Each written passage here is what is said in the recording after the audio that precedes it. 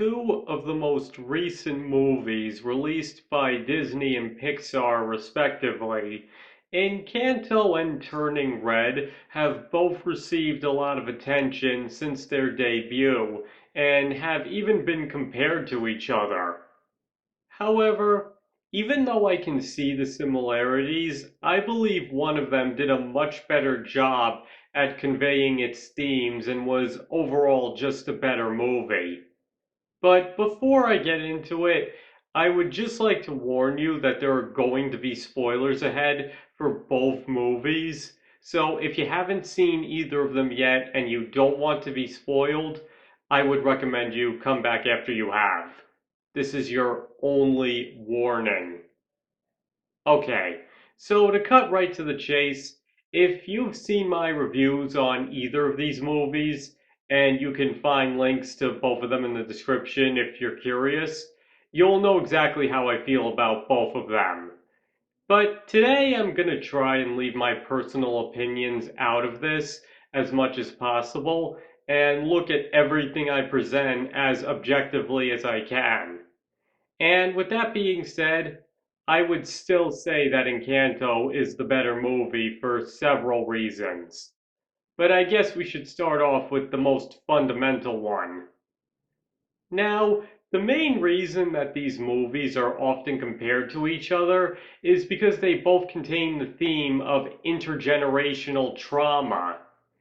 Now, as I said in my Encanto review, I believe that the whole theme in and of itself is too complex to use in a children's movie, but I'm going to drop that in this video for the sake of argument and simply look at it as both presented it.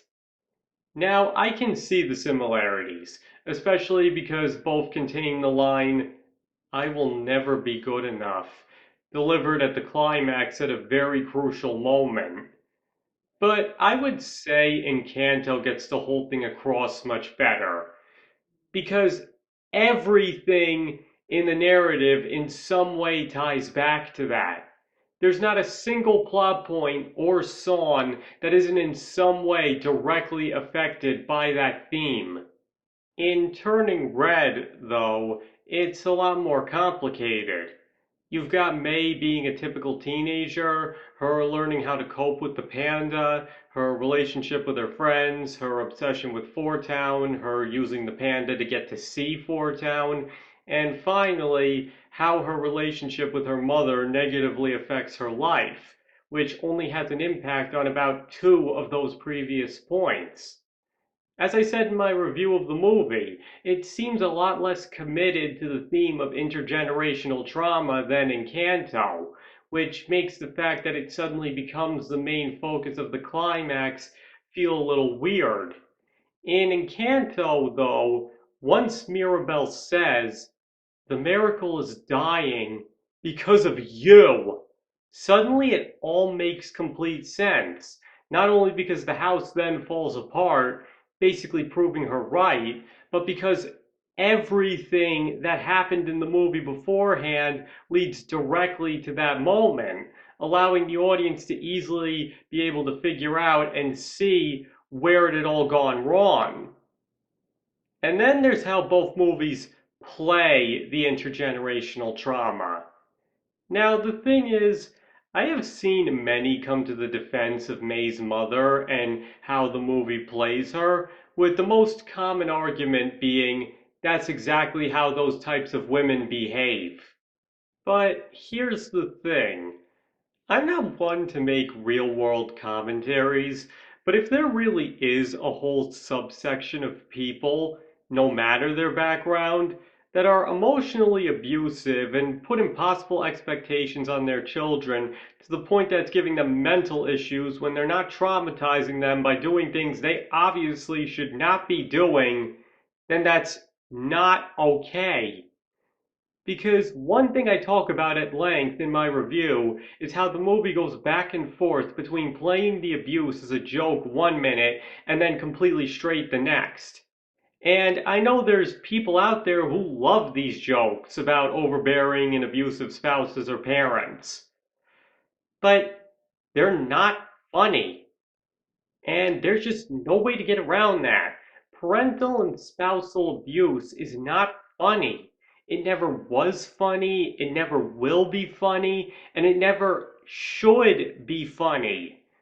Because I don't know about any of you, but the scenes in movies where a married couple gets into a bad argument or a parent gets so mad at their children that they start yelling and even sometimes hitting them are the most terrifying to me. Even more so than what you'd see in a typical horror movie.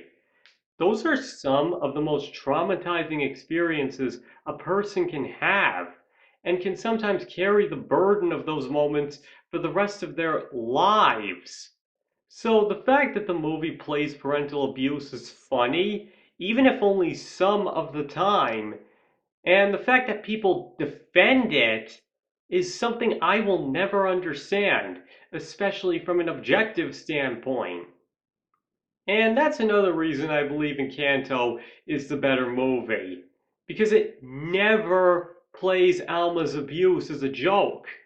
In fact, on the first viewing, you might not even pick up on the fact that she's even being abusive until Mirabelle calls her out on it, which in real life happens quite often. Now, I know I've said I don't like that Disney movies are so realistic these days, but setting that aside, going with the story they did, I believe they played it perfectly, showing how Alma's abuse negatively affects everyone to the point that they're all suffering from major problems because of it. In other words, it not only never turns the abuse into a punchline, but it shows people why it never should be.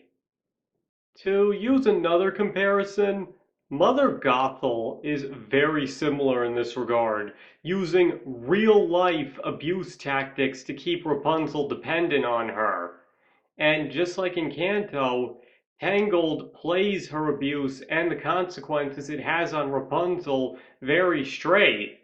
Sure, certain stuff like the scene where she's going back and forth on being thrilled and hating herself for leaving the tower are played as a joke, but it's still able to drive home what Gothel's done to her and handles the whole thing the way it should be handled, especially at the climax, which doesn't feel out of place when Gothel's abuse comes to the forefront, because it had played it seriously for the most part before that. And on that topic, there are also people out there who've said that one of the reasons they prefer Turning Red to Encanto is because they believe the family's treatment and practically disowning of Bruno took things too far. But the thing is, I feel that's exactly the point. Again, setting aside what I've said about being too realistic for the sake of being objective, what happened to Bruno was horrible and very undeserved. And the movie isn't afraid to say it because that can be a realistic consequence of intergenerational trauma and when people put so much pressure on their family. Bruno is made out to be a villain, but in actuality, he's only a victim of his mother's expectations and inherent shyness. Seeing the poor man exile himself and actually be okay that his family is apparently happy without him can hit close to home for many people. And I think what makes the whole thing work so well is that the movie doesn't pull any punches in this regard. So, yes, the family's treatment of him arguably crosses a line, but that's exactly how they want you to feel because it helps emphasize just how much of a stranglehold Alma has on her family and how her own issues are spilling over into the rest of the family to the point that it starts ruining and messing up their lives. Because the darkest part of the whole thing is Bruno could even serve as a reflection of what might have happened to Mirabelle had things not changed. Things could have very well have gotten to a point where she thought her family would be better off without her and run off, all because Alma would never forgive her for something that she had no control over. And as terrible as that may sound, that happens all the time. Parents will hate their kids because of things they have no control over. and it eventually breaks them to the point that their passions and self-worth are completely destroyed. Now, sure, Encanto does offer an optimistic ending to all this, but I actually think that depicting the family's treatment of Bruno the way they did was a very brave move on the writer's part, because it shows in black and white what can happen when people let their problems start running their lives and inadvertently make other people start suffering for it as well, or drive them to do things that they would never ordinarily do, which is basically the whole point of intergenerational trauma. And the thing with Turning Red is, though it does also play it straight, I just think it trivializes the whole thing by playing it so heavily as a joke at first. I mean, her following May to school, assaulting a janitor who politely tells her she's on private property, and pulling out a tampon for everybody to see should not be played as funny. Because it makes all the times the movie tries to play the abuse seriously not seem nearly as bad by comparison. Or another example would be Ming's reaction to hearing her mother's on the phone and her fear of talking to her being played for laughs, and then later playing their strained relationship with her dead seriously. It just doesn't pack the punch of Encanto, because the movie makes it seem like this behavior is funny or even okay at first, before then deciding that it's a problem, instead of showing just how much of a problem it really is from the start, like Encanto does. And speaking of the tampon, another issue here is that Turning Red should have honestly been rated PG-13. Now, I know I've said that Encanto is also too mature for kids, but in that case, I was talking in terms of themes and story, which can go right over the heads of kids. But the thing is, there's nothing inappropriate or offensive in it. Kids can still watch it, even if they won't completely understand it. Basically, there's nothing in that a child shouldn't see. But talking extensively about periods and even using the panda as a metaphor for puberty, it's like, what were the writers of this movie thinking? Now, I know I've said Pixar basically makes their movies for adults and just markets it to kids, but how could they honestly market this to children? Now listen, you can feel however you want about trivializing women's menstruation. I'm not here to talk about that. Because my issue is that it's something that should not be addressed in a kid's movie. Sexual maturity is not a subject that should be brought up until the proper time. And I don't think it's a movie's place to decide when that time is. Basically, what I'm saying is, if you want to make a movie about puberty, that's fine. But don't do it in a movie marketed for kids. And that's not even getting into the movie's type of humor. Seriously, this is what Pixar has been reduced to. It's just like I said in my video on Lightyear. They've really lost something, especially when you contrast it with Encanto. Its humor is much more in line with Disney and most definitely respects the fact that children will be watching it, even if it isn't necessarily being made for them. Now, another important factor here, and something I even mentioned extensively in my review of the movie, is that many have pointed out that Turning Red isn't a movie that's meant for everybody and is only targeting a very specific group of people. And as I conceded, that's probably very true. But is that really what Pixar's known for? Haven't they always been known for making their movies for anybody, no matter who they are?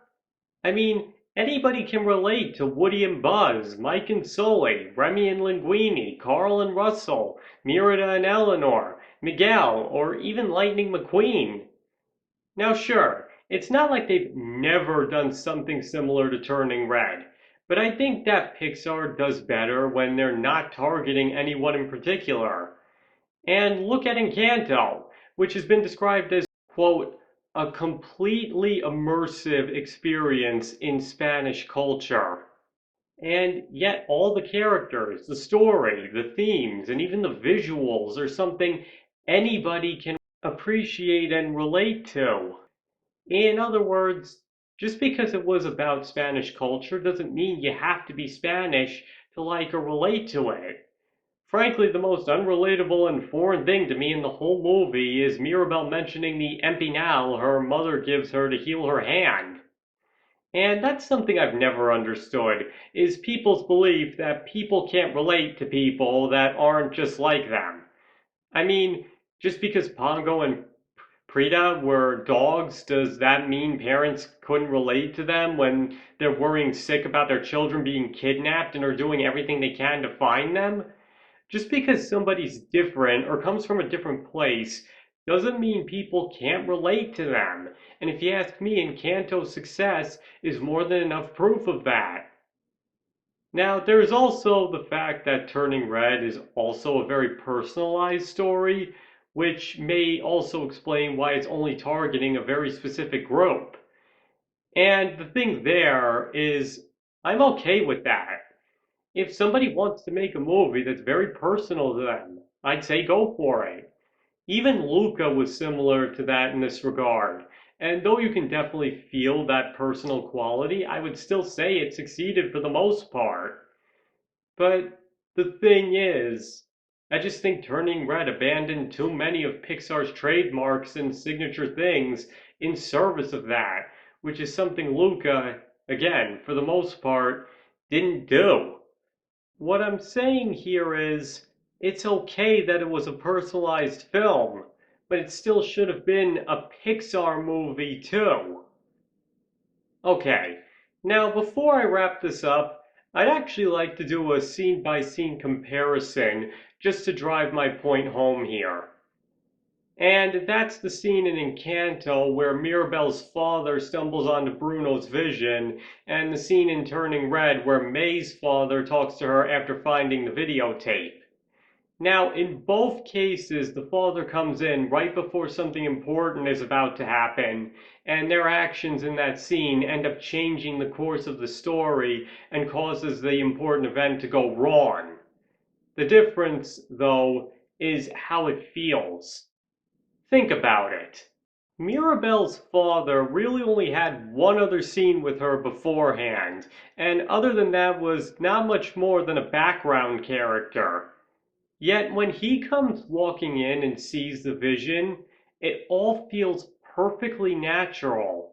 His cheerfully walking in, Mirabelle trying to hide the vision, his look of horror as he walks over, gently pushing her aside. Everything about it really feels like this is a father interacting with his 15-year-old daughter.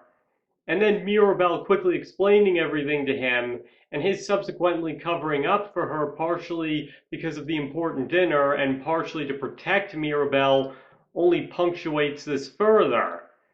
Just the way she even explains everything, even in the tone of her voice, tells you that she didn't want to have to tell him, but now that she has to, you can tell that she isn't afraid to. Like, it all conveys that she's confided in him before, and she knows that she can trust him. And throughout the subsequent scenes, as Dolores overhears her and she desperately tries to keep her from telling anybody, the whole time it feels like he's on her side and has her back all the way, doing anything he can to try and help. Now, my point here is, even though the two don't interact much before that scene, and he wasn't much of a character, that scene perfectly sells you on the fact that they're father and daughter and have a rather close relationship at that. Even later, when Alma confronts him for not thinking of the family, he responds, I was thinking of my daughter. And that's exactly how it feels. And what's impressive about all of this is the movie didn't need to dedicate half its running time to make that scene work and have the audience feel their connection. Now, in Turning Red, there's a similar setup. The father isn't much of a character and doesn't have too much interaction with May before that scene. Then he finds the videotape and asks her about it before the big ceremony is about to start. Now, I'm not trying to say that the scene doesn't work, just that it feels contrived. His finding the camera is a fluke, and his reaction to it seems to be more because of how it'll affect the rest of the movie rather than how he would genuinely feel about it. Because in order for the scene to work, it has to feel like a big deal that he liked and was touched by what he saw, and how important that actually is. But because of his limited screen time and the fact that he's been shown to be the complete opposite of his wife, which only further implies that he would like it, the movie isn't really able to do that. And because of that, I just don't think it really sells that well enough to make the scene feel as impactful as it was intended to. Basically, when he says, "This made me laugh," it's supposed to have such a profound impact on May that it partially inspires her choice to keep the panda. But the audience doesn't really get to feel that. To most people, it's probably just a cute father-daughter moment, with the larger ramifications not being too apparent until it's already over. In other words, in order for that scene to work as they wanted it to, they would have needed to dedicate more time focusing on him to emphasize why his liking that video would be so important. So to simplify that, both movies had a father character that only has one really important scene, and one was able to make it work a lot better than the other. Now, sure, the circumstances surrounding those two scenes are different, but I just wanted to offer that as food for thought on why Encanto might have just been the better movie. Alright, that's everything I have to say on that. So now I want to hear your thoughts. Do you think Encanto was objectively a better movie than Turning Red, or do you believe I'm wrong and that the Pixar movie was the better one? Please feel free to let me know in the comments. And as always, you are free to disagree with me, and I've got nothing against you if you do. Thank you all for watching. I really appreciate all of it, and I hope to see you all next time.